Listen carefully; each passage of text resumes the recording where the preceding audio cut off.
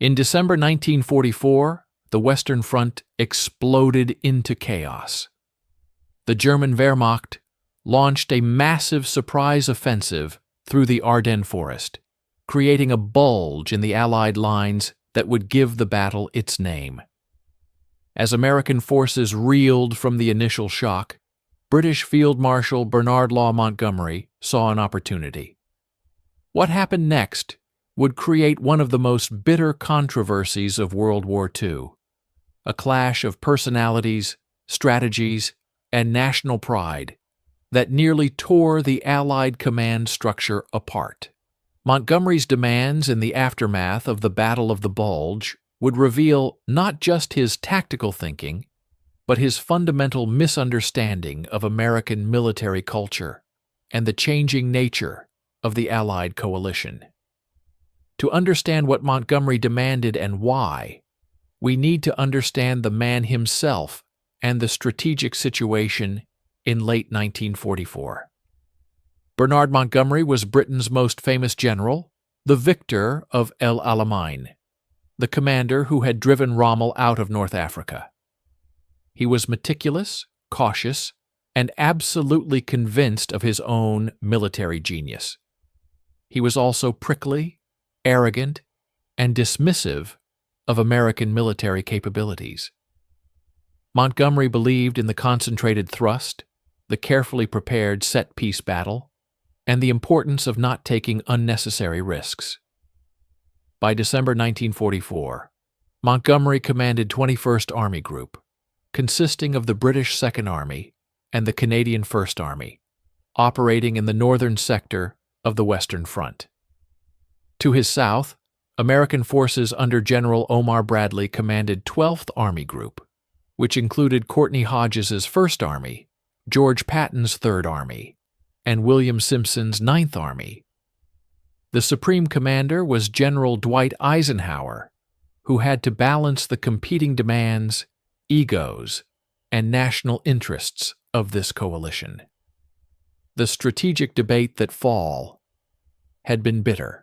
Montgomery wanted a single, concentrated thrust into Germany, with himself in command, driving through the Low Countries and across the North German plain to Berlin. Eisenhower preferred a broad front strategy, advancing along the entire line, which would prevent the Germans from concentrating their forces and would allow all Allied armies to contribute. Montgomery viewed this as timid and wasteful. He believed American generals were amateurs who didn't understand the art of war. Operation Market Garden. In September 1944 had been Montgomery's attempt to prove his strategy correct. The ambitious airborne operation aimed to seize bridges across the Rhine and outflank German defenses. It failed catastrophically at Arnhem, with the British 1st Airborne Division destroyed and the advance stalled. Montgomery blamed everyone but himself: insufficient forces, bad weather, unexpected German resistance. American commanders noted that Montgomery's planning had been rushed and optimistic, very unlike his usual cautious approach. Then came the Ardennes Offensive. On December 16, 1944, 3 German armies smashed into the American lines in Belgium and Luxembourg. The attack achieved complete surprise. Inexperienced American divisions were overrun, communication lines were cut, and within days, a dangerous bulge had been driven deep into Allied territory. The Germans were aiming for Antwerp, hoping to split the Allied armies and force a negotiated peace. The initial American response was confused but determined. Units fought desperate holding actions. Bastogne, a critical road junction, was surrounded but held by the 101st Airborne Division. Eisenhower rushed reinforcements to the threatened sector, but the command structure was a problem. Omar Bradley's headquarters in Luxembourg was south of the bulge, making communication with his First Army north of the penetration difficult, and dangerous. On December 19th, Eisenhower made a crucial decision. He temporarily transferred command of all American forces north of the Bulge, including Hodges's First Army and portions of Simpson's Ninth Army, to Montgomery's 21st Army Group. This was a purely practical decision based on geography and communications. Montgomery was positioned to coordinate the northern response while Bradley managed the southern counterattack. It was supposed to be a temporary battlefield expedient. Montgomery saw it differently. He viewed this as vindication, proof that Eisenhower had finally recognized the need for a single ground commander, namely himself. When Montgomery arrived at Hodges' headquarters on December 20th, he made an entrance calculated to demonstrate British superiority. He arrived with his typical theatrical flair, in his staff car with his personal liaison officers, wearing his trademark beret with 2 badges, exuding confidence while American commanders were still reeling from the shock of the German attack. What happened at that meeting, and in the following days, has been debated ever since. American officers present described Montgomery as condescending and patronizing, treating them like incompetent students.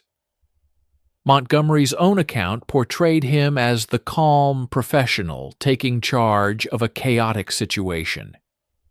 The truth was probably somewhere in between, but Montgomery's manner certainly didn't help Anglo-American relations. Montgomery immediately began reorganizing the northern defense. He pulled back some exposed American units, consolidated the lines, and established reserves. These were sensible tactical decisions, the kind of thing Montgomery did well. But he also sent a series of messages to London and to Eisenhower that revealed his true thinking. He believed the American command had failed, that the broad front strategy had been proven wrong, and that he needed to be given overall ground command to salvage the situation. Meanwhile, the battle was turning. American units were fighting with desperate courage. At Bastogne, Brigadier General Anthony McAuliffe delivered his famous one-word response to a German surrender demand: nuts. The 101st Airborne and attached units held the town against repeated German attacks. In the north, American forces were stabilizing the line. And in the south, George Patton was performing one of the most remarkable maneuvers of the war. Patton's Third Army was engaged in offensive operations in the Saar region when the Ardennes offensive began. Within days, Patton disengaged 3 divisions, turned them 90 degrees north, and sent them racing through winter conditions to relieve Bastogne. This was exactly the kind of rapid, aggressive armored warfare that Montgomery claimed Americans couldn't execute. Patton's tanks broke through to Bastogne on December 26th, just 10 days after the German offensive began. The German offensive was already failing. They had failed to capture the critical fuel dumps they needed. American resistance had been much tougher than expected. The weather cleared, allowing Allied air power to devastate German columns. By early January, the Germans were retreating, and the Allies were preparing counterattacks to eliminate the Bulge. This is where Montgomery's demands became most controversial. On January 3, 1945, Montgomery launched his counterattack from the north. It was characteristically cautious and methodical. At the same time, Patton was attacking aggressively from the south. The 2 forces were supposed to meet and trap the retreating Germans. But Montgomery's advance was slow. American commanders believed he was being overly cautious, allowing the Germans to escape. Montgomery believed he was being properly careful, avoiding unnecessary casualties. The strategic debate was really about two different philosophies of war. Montgomery believed in the careful, prepared attack, with overwhelming force, at a decisive point. He thought American generals were reckless and wasteful of lives. American commanders believed in aggressive action, exploitation of opportunities, and maintaining momentum. They thought Montgomery was timid and allowed enemies to escape. On January 7, 1945, Montgomery held a press conference. What he said there would create a firestorm of controversy that threatened the Allied coalition itself. Montgomery described how he had taken command of the Northern forces during the crisis, how he had organized the defense, and how British troops had played a crucial role in stopping the German advance. He praised American soldiers, but implied that American command had failed and that British leadership had saved the situation. The press conference was a disaster. American newspapers erupted in fury. Headlines accused Montgomery of stealing credit for an American victory. The Battle of the Bulge had been overwhelmingly an American battle. Of the 600,000 American troops engaged, only 55,000 were British. American casualties were over 80,000. British casualties were around 1,400. Montgomery's implication that British command had saved the Americans was seen as insulting and false. The political fallout was immediate and severe. American public opinion turned sharply against Montgomery. American generals were furious. Even Eisenhower, normally diplomatic, was angry. Churchill had to intervene, making a speech in the House of Commons praising American courage and sacrifice in the Ardennes. The Prime Minister understood that the alliance was more important than Montgomery's ego. But Montgomery wasn't finished with his demands. In the aftermath of the Bulge, he sent a series of messages to Eisenhower and to the British Chiefs of Staff, arguing for fundamental changes in command structure. He wanted to be appointed overall ground forces commander, with operational control over all Allied armies in Northwest Europe. He wanted the broad front strategy abandoned in favor of his concentrated northern thrust. He wanted American armies to play a supporting role, while his 21st Army Group made the main effort into Germany. Montgomery's argument was that the Battle of the Bulge had proven the broad front strategy was bankrupt. The Germans had been able to concentrate forces and achieve surprise because Allied forces were spread too thin. A concentrated thrust under single command, his command, would prevent such disasters and would end the war more quickly. He believed American commanders lacked the experience and skill for high-level command, and that only he could provide the necessary direction. What Montgomery failed to understand was that his demands were politically impossible and strategically questionable. By early 1945, American forces in Europe vastly outnumbered British forces.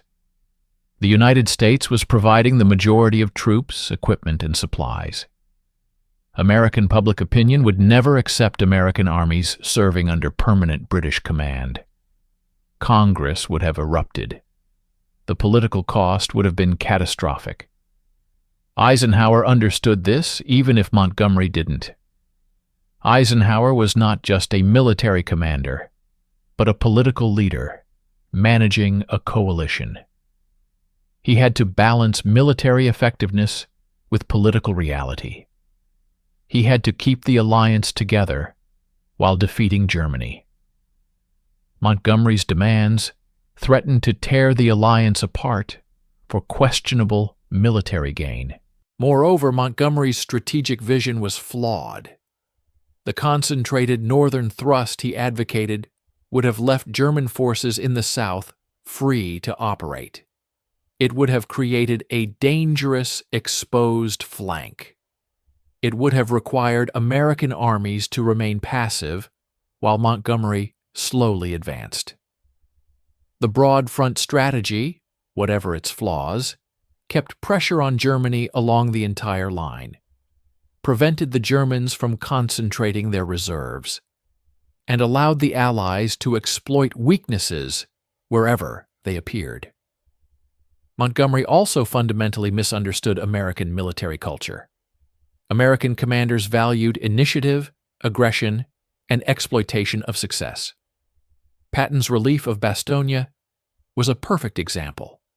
Montgomery would never have attempted such a maneuver because it involved risk and uncertainty. But it worked, and it worked because American doctrine emphasized speed and flexibility over careful preparation. The contrast between Montgomery's counterattack from the north and Patton's attack from the south illustrated this perfectly.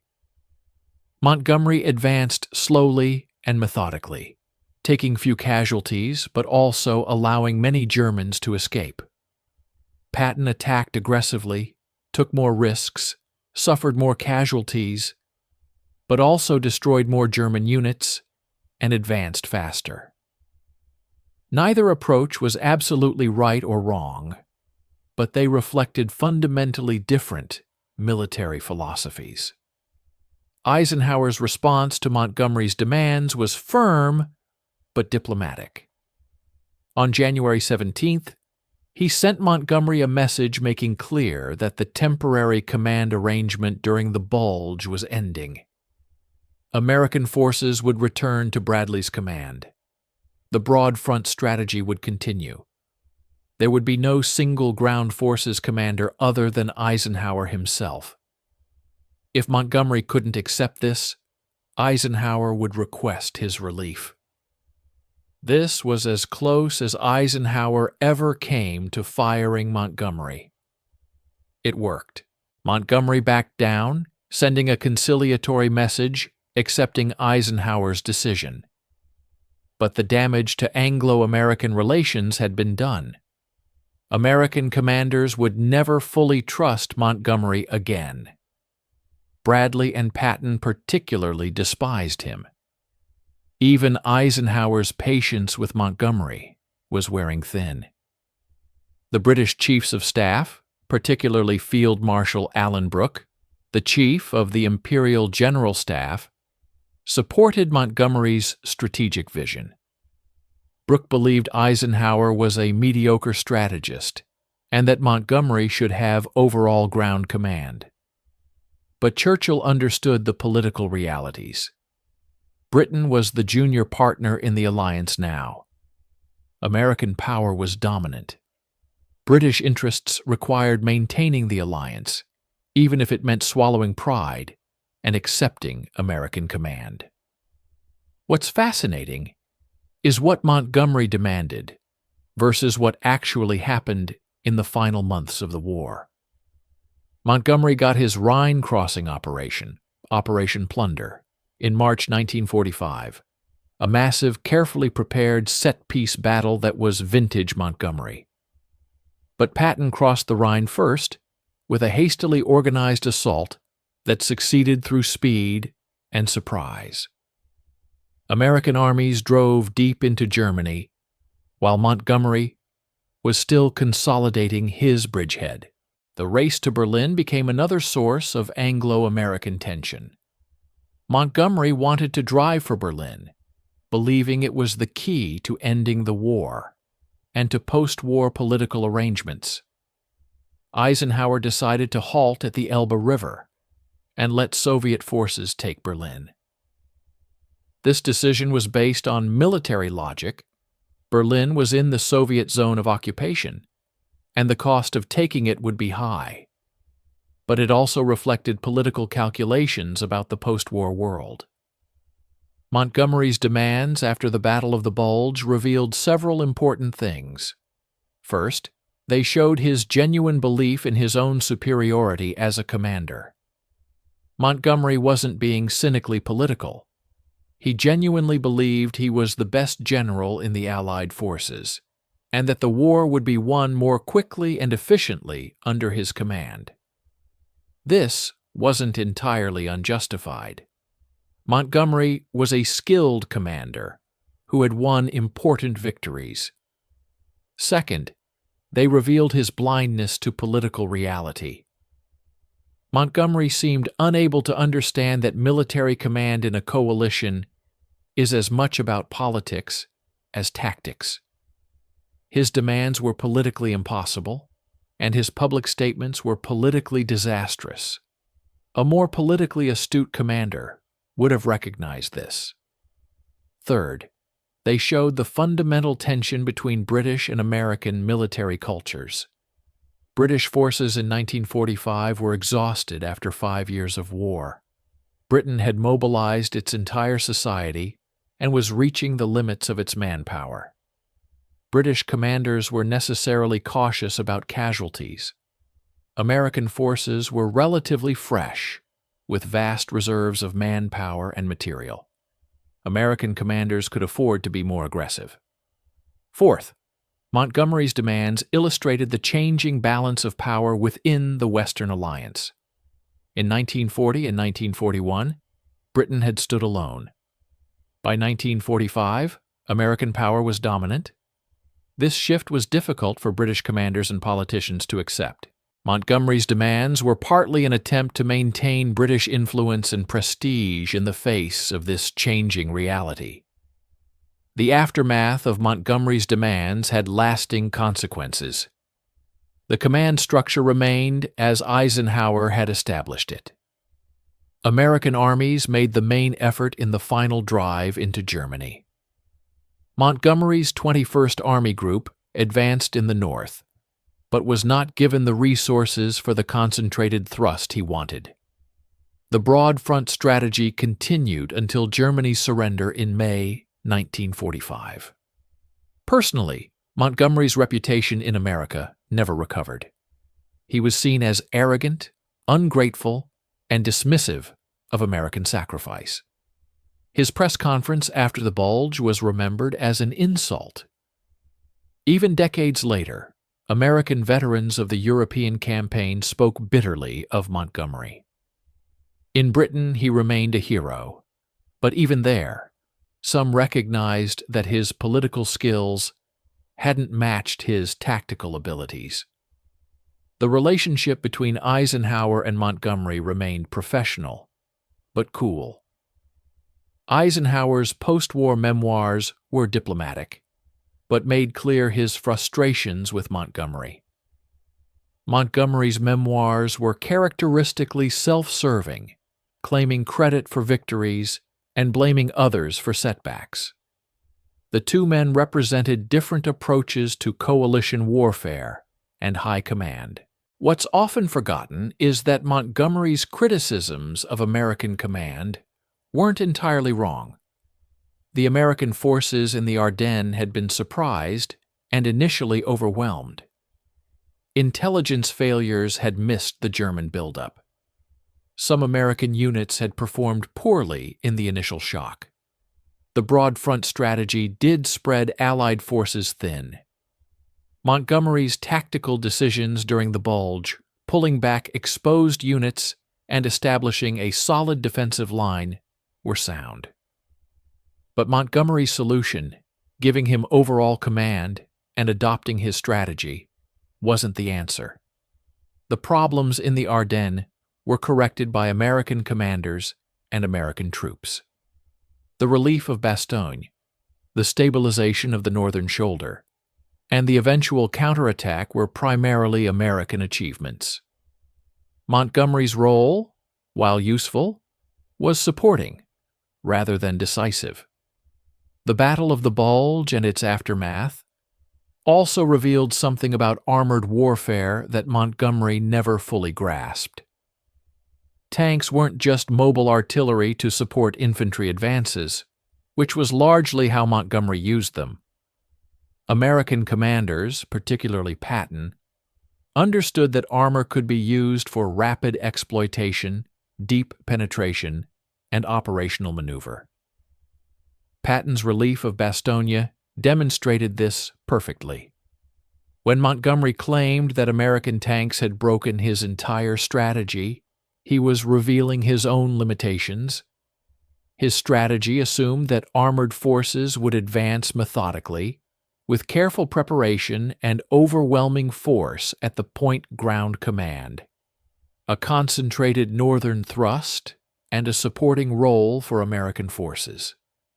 These demands were based on his genuine belief in his own superiority and his conviction that his methods were correct. But these demands were politically impossible, strategically questionable, and tactically outdated. They revealed Montgomery's strengths as a careful, thorough commander who could organize complex operations, but they also revealed his weaknesses, his political blindness, his inability to adapt to new realities, and his dismissive attitude toward allies. The controversy over Montgomery's demands and his press conference nearly broke the Allied coalition at a critical moment. It required intervention from Churchill and firmness from Eisenhower to resolve. It left lasting bitterness and damaged Anglo-American military relations. And ultimately, it changed nothing. The war continued under Eisenhower's command, with the broad front strategy, and with American forces playing the dominant role. Montgomery would go on to receive the German surrender at Lüneburg Heath in May 1945, a fitting honor for Britain's most famous general. He would serve as Chief of the Imperial General Staff after the war, and as Deputy Supreme Allied Commander Europe during the early Cold War. But his reputation, particularly in America, never recovered from the controversies of late 1944 and early 1945. The story of what Montgomery demanded after American tanks broke his strategy is really a story about coalition warfare, about clashing military cultures, about the transition from British to American dominance in the Western Alliance, and about the limits of even talented commanders when they fail to understand political reality. It's a reminder that in coalition warfare, political skill is as important as tactical brilliance, and that the best military plan is worthless if it destroys the alliance it's supposed to serve. Montgomery was a skilled commander who won important victories, but his demands after the Battle of the Bulge showed that skill in battle doesn't always translate to wisdom in coalition management. The Allied victory in Europe was achieved despite these tensions, not because of them, through the determination of soldiers, the resources of nations, and the diplomatic skill of leaders like Eisenhower and Churchill, who understood that winning the war required keeping the alliance together.